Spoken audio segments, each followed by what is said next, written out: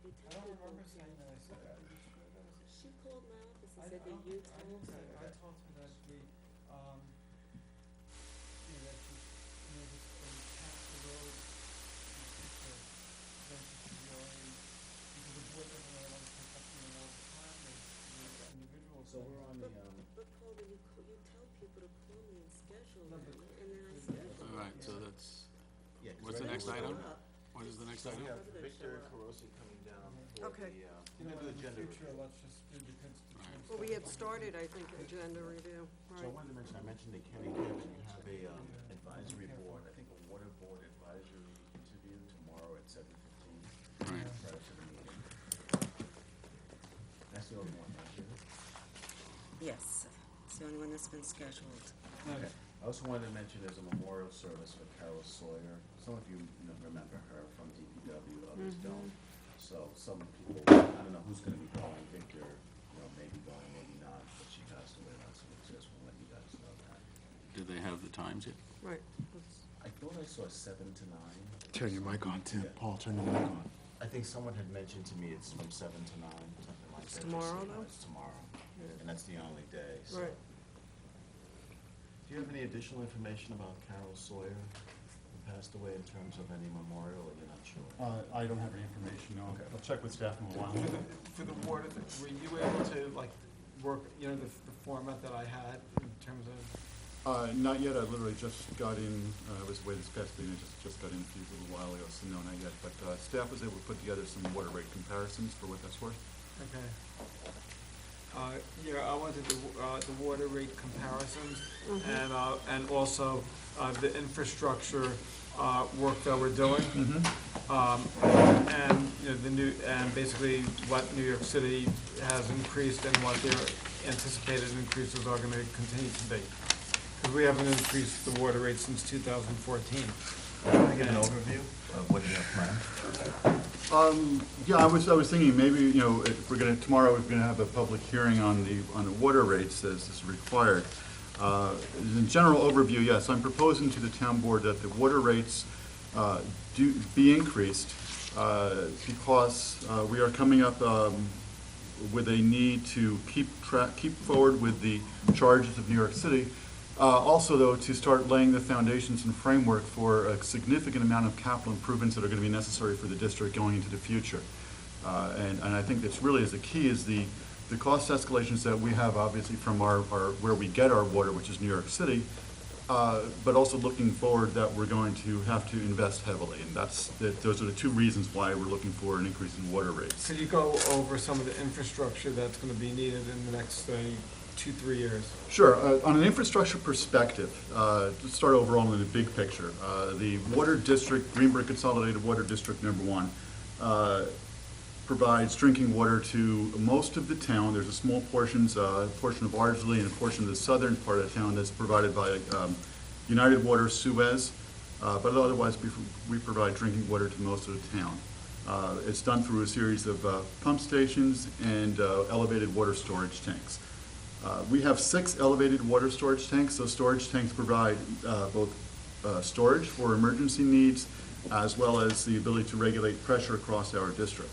The tanks are old. They range from the 1920s, when some of them were built, to I guess the most recent one, which was built in the late 90s. They all do need repairs, chiefly painting. A lot of them have to be painted inside and out. And then because of their age and steel structures, there's welding, there's some safety improvements that have to be done to all the tanks.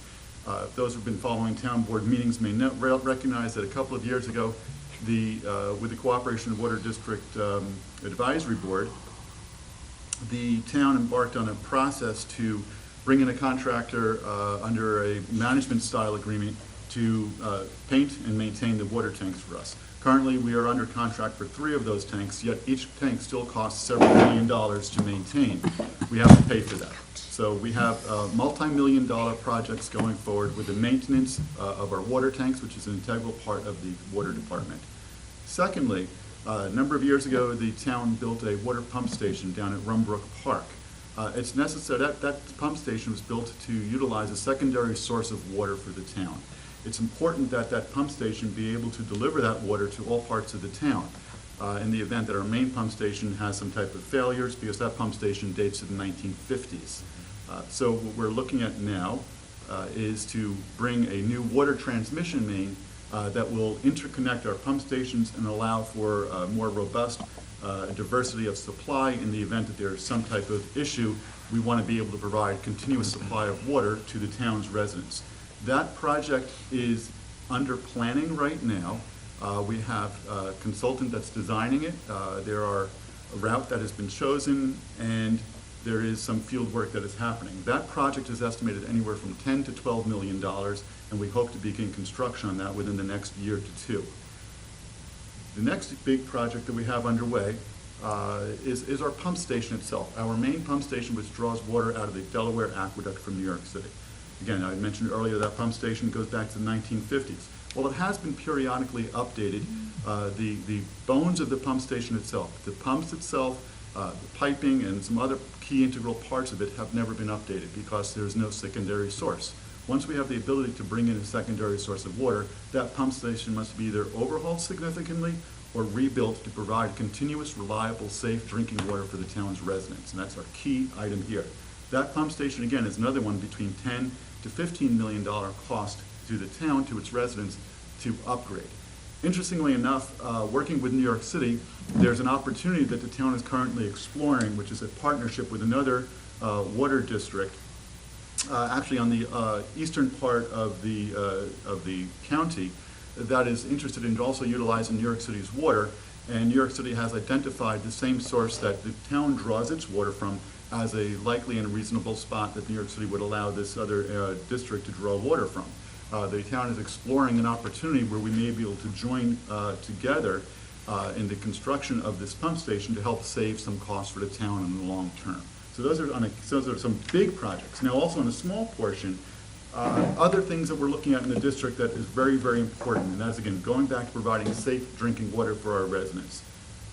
We understand that a portion of our town has pipe that has to be replaced. It's an older style pipe, and the health department identified to the district concerns with the piping that we need to change that pipe out. It's approximately 5,000 feet of water main that's up in the Mayfair Acres portion of town. That project is under design right now and is going to cost anywhere from $1.5 million to $2 million to replace all that piping. That piping replacement is very, very important to provide, again, safe, reliable water to our residents. Another matter that we're also looking at, as we talk about aging infrastructure of the town, is to begin to understand our water pipes themselves. Some of them might be structurally in good condition, but because of their age, have developed an internal scale within the pipe. It's something that just happens with old steel pipe through the years. Actually, it's a cast iron pipe. And it's a matter of impacting the ability for water to flow smoothly through that pipe. What we're looking at is beginning a process that actually was identified back in the 90s called cleaning and lining of piping. And that's what, in the capital budget. That's also in our capital budget currently. And that process is a matter of, through a technique of cleaning the inside of the pipes and relining them so that the water pipes are restored to its full capacity. And that does is improves flow for firefighting purposes, and it also will reduce the likelihood of discolored water when there's some type of fluctuation of pressure in the district. And that's on a big overview. right. And that was like over.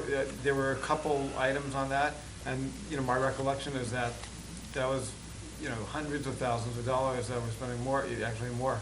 Yeah, that project, and again, there are multiple that we want to begin to plan, Right. because we have 150 some odd miles of pipe in our district, and it's important that annually you readdress and your piping district to maintain its integrity. And each year we plan on identifying areas that we know we have problems and we want to address those problems. And this is the start of it. Unfortunately, everything we talk about in the district is multi-millions of dollars because of the scale and scope of these projects. Right, but I was going to say to some people, they sort of have a choice. Do they want to be like Flint, Michigan, and have no increases, or basically not be? We could do nothing, and then you could have a problem later on, Mm-hmm. or do we get the increases and basically you have high quality water? Our water department has won awards for best tasting or almost best tasting, water, over the years. Compared to United Water, with the rate increases, how will Greenburgh Water compare? Well, making any direct comparison on water rates, a lot of people always want to know is, how are you doing compared to? How are you doing compared to? It's always difficult to do a one-to-one comparison, especially if anybody starts doing some research into water rates, because you're going to find that establishing rates, like anybody might look at your utility bills, there are many, many different charges that can be associated with it. Even looking at cell phone bills, you'll see what happens. So it's always hard to make a one-to-one comparison. When we talk about United Water / Suez, also it gets rather difficult. If anyone goes to the website and asks United Water for their rates, you might want to pick up, it says United Westchester Water. And it has full page of all different rates, how they charge water. Something else that people might actually start understanding is there are different units that some districts charge. Some charge for CCF, which is known as hundreds of cubic feet. Others charge for tens of thousands of gallons. So you have different units. In any event, what we're trying to do is take a standard situation and normalize it to the best we can. United Water does print in their rate charges what their basic consumption is. Then they have a purchased water charge. They add on meter charges. They add on revenue reconciliation percentages, a make wholesale surcharges, long-term main renewal charges, assessment charges, et cetera, et cetera. We have a flat rate of, we have 3 different rate scales depending on your consumption. Overall, it seems that United Water, their basic delivery plus purchase water charge is $7.73 that we were able to find. What we're looking to do for our basic rate, What's the unit? this is normalized to gallons, I believe. Let's see, 369, 486. Yes, it's been, United Water Suez's printed is in hundreds of cubic feet. For instance, it's $3.6369 per 100 cubic feet for the delivery charge. That's normalized into gallons for $4.86. So it's tried to balance out the 2 different rates. Ours is $5.69, but we do go up to as high as $8.49 for our in-district usage. What we do is the town has what we call a graduating scale of water usage. The more you use, the higher that rate is going to be. And the purpose of that is to recover, to the extent we can, the surcharges that New York City places upon our water use. When our usage exceeds a certain threshold, which is basically a per capita charge for a typical New York City resident, they add to us a surcharge for that water. By having tiered rates, those who conserve water and live in this normal home, don't have a large irrigation system, are not going to get hit with a higher rate to subsidize those who might have tremendous water usage. So by having tiered rates, we are trying to be as fair and reasonable across the board as we can. So those who use a little aren't responsible for the penalties that we have to pay, and those who use a lot are, and therefore their rate is adjusted to accomplish that. Victor, could there be federal or state grants out there that can help offset the cost to residents, that would, help support the infrastructure rebuilding? We've asked our consultants to explore that. There are always some type of revolving funds and grants. It's something I'm not going to say no, I'm not going to say yes. It's something that we're exploring, and there may be opportunities. Just can't give a definitive answer, but it is something that I did ask our consultants to explore as we can develop our project. So in terms of like the water rate, in terms of where we stand compared to to the private sector, do you have like any? Well, as far as the United Water Suez is my knowledge, is the only private sector water supplier in the general area. All the other ones are municipal.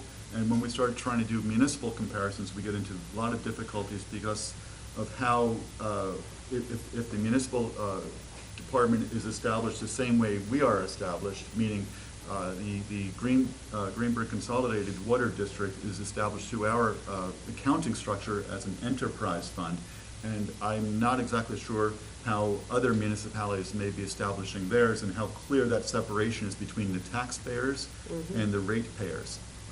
So we try to make some of those comparisons.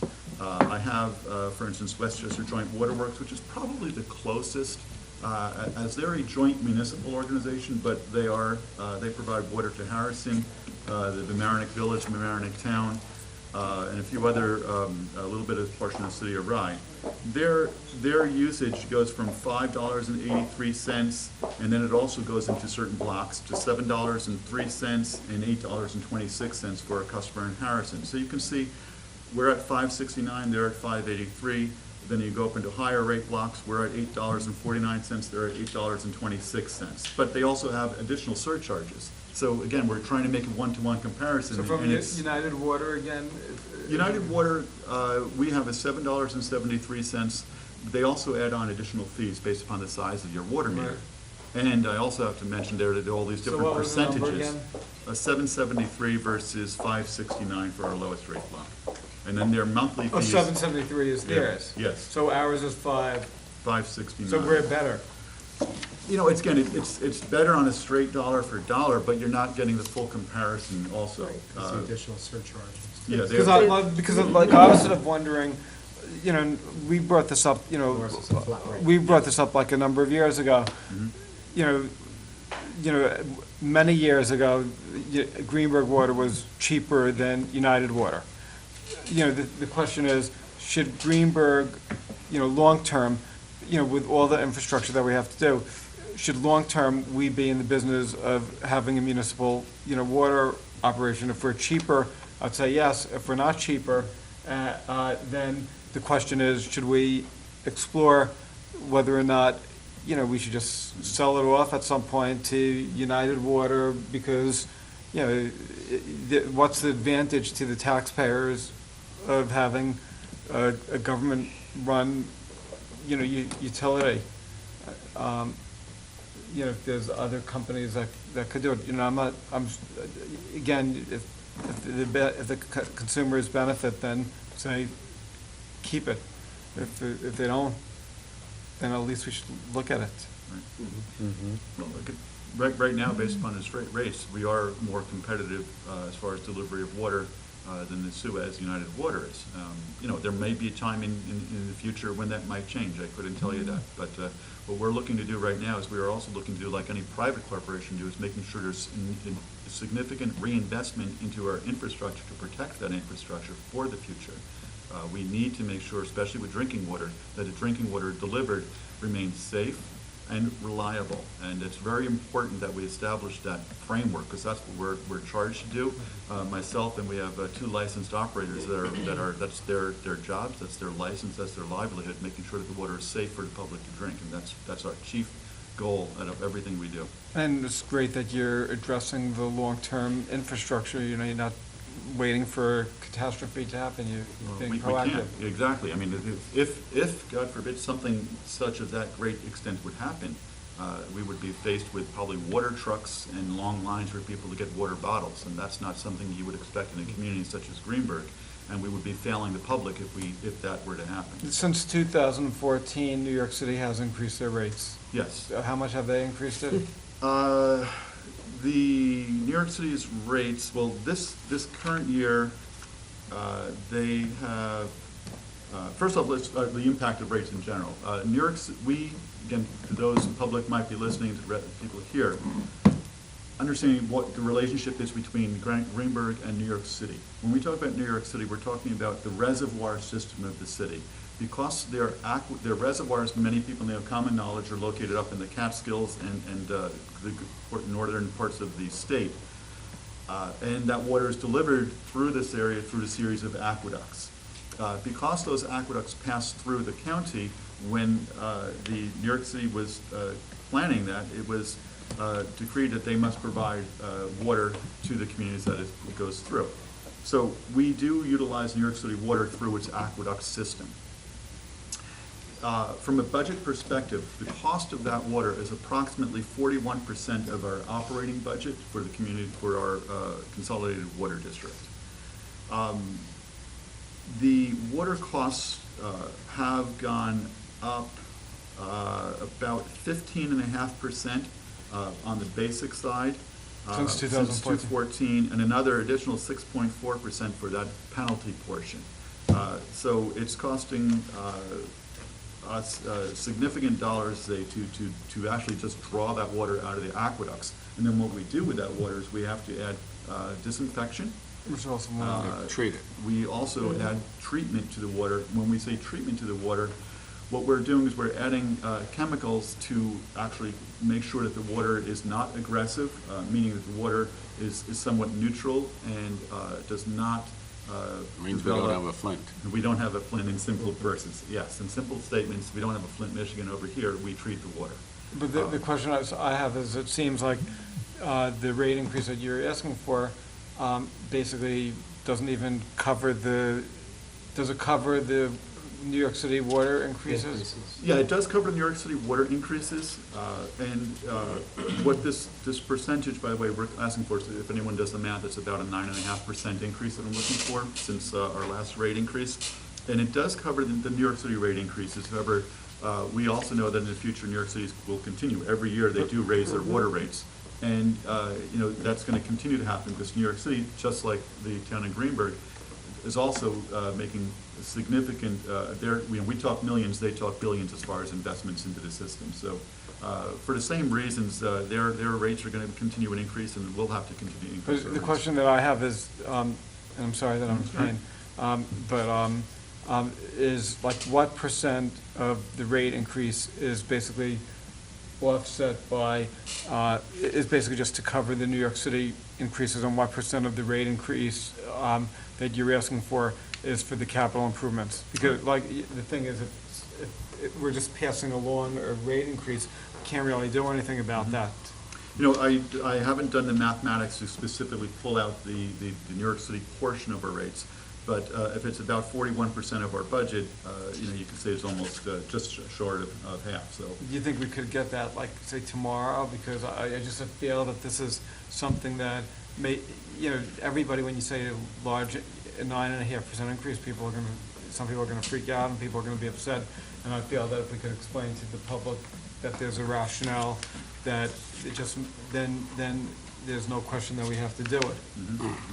Well, I think we might be able to do that. It should Yeah. also let, people know that though it's a 9.5%, but if somebody takes a look at your average water bill, I believe it's somewhere around $8 or so that one of our consultants suggests would be the average increase to a resident. So any dollar increase is a lot.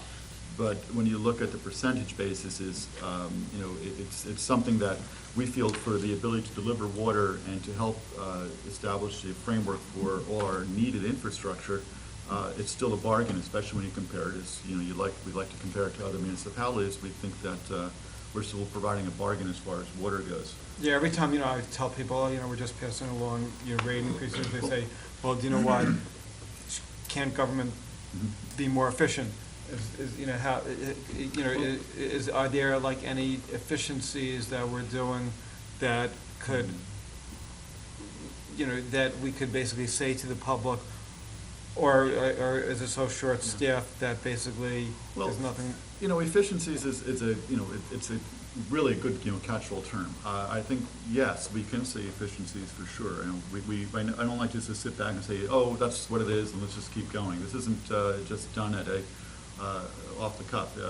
There's been, measured improvements that we've been doing to the district, and this is the number one area is the water metering itself. Almost most. I think there might be maybe one or two, but by far and large, all of our water customers have had new meters installed. The new meters that we've installed are what they call AMR, automatic meter reading system. The benefit there is the older way that we used to read meters is we would have a team of workers who would go out daily and would drive to a neighborhood and get out and walk house by house by house by house, go up to each house, either get inside the home and read your water meters, or we had a remote device outside the home. With this new system, We are now able to read the meters automatically. There's a very small radio transmitter that sends out a signal once a day, and it goes to a central computer, and all the meters in the entire district are read within seconds of each other every single day. And it's completely removed the need to have the old-fashioned meter reader. And then through attrition, we're reassigning people, and we're continuously looking at our staffing requirements. We are looking at ways to continue to reduce available and positions that might be available, and streamlining our operations, and that's something that we do on a continuous basis. So we're not just sitting back, we're saying, can we be more efficient? And I think the number one thing we've done recently is the water meter reading. With the advent of the new pump stations into the future, obviously automation is going to be another key item for us to be looking into ways that we might be able to further automate the plants so that we may not need as many staff operating the plants. That's a possibility. I'm not saying it's definite, but again, things that we look at. And then the other one that we're looking at for efficiencies is when we talk about this transmission main and a pump station, is if there's a way we can help control our costs by joining with another municipality, as we both have the same needs, and if you can have the same needs and share costs, that's another opportunity. So these are just some of the things, but every action we take, myself and my staff, John Devney, are always looking into ways that we can better manage the operation. Right, but like this presentation I thought was really, for me, it was like excellent, because I feel that you highlighted that, you know, we're asking for a water rate increase because we're passing along, you know, the water rate increases of New York City. Mm-hmm. We're addressing major infrastructure, which I think people recognize there's no choice on. You know, you just sent out a statement yesterday, you know, we're right now painting the Juniper Road, you know, water tank, and all these water tanks, it's like, you know, you're talking about millions of dollars. Millions. You know, we talked about how you're addressing the infrastructure. I mean, you're doing efficiencies with the water meters and all that, so we've been able to reduce some of the costs. So I sort of feel that all these, and then, you know, we're comparing our water rates with, you know, with other companies, and we're at least competitive. Yeah, yeah. Well, I think that's the most important part. So- We want to maintain our own needs and recognize that our needs are vastly different from other people's needs. But we also still have to be cognizant of the cost. So the ability to compare, though it may not be a direct one-for-one comparison because each town has different needs, I think it's important to show that despite our heavy infrastructure and our future ambitions to improve that infrastructure, that we can still remain competitive. And we don't have the problems that other communities in, you know, Westchester and the nation have with any, I think Scarsdale, for example, wasn't there an issue, they shut down they sent a notice about. Oh, there are, from time to time, some other communities have received notices in the mail about violation of a treatment technique. This gets into some real technical matters that perhaps Chuck Martins, who's our chief water treatment plant operator, might be better to answer, but let me see if I can do it in a broad brush approach. It comes down to the way that the water is treated and deals with the supply of water from New York City as being an unfiltered water supply, and how treatment techniques, chlorination or ultraviolet filtrate disinfection are performed to that water, and how much time and what is that water has for the disinfection process. I mean, at all times, the water is always safe. That's something the health department will always tell everybody is always safe, but it's a matter of the log removal or the degree of which potential organisms within that water are inactivated in the disinfectant or treatment process. And that's when we start getting into log removals of pathogens, and I prefer to let one of my technical people talk on that That's a bit good. further. Perfect. This was really great. Excellent presentation. And I guess tomorrow evening, Yep. forward to more. Thanks, guys. Thanks, Rick. Anything else for open session? Was Gary? We have this one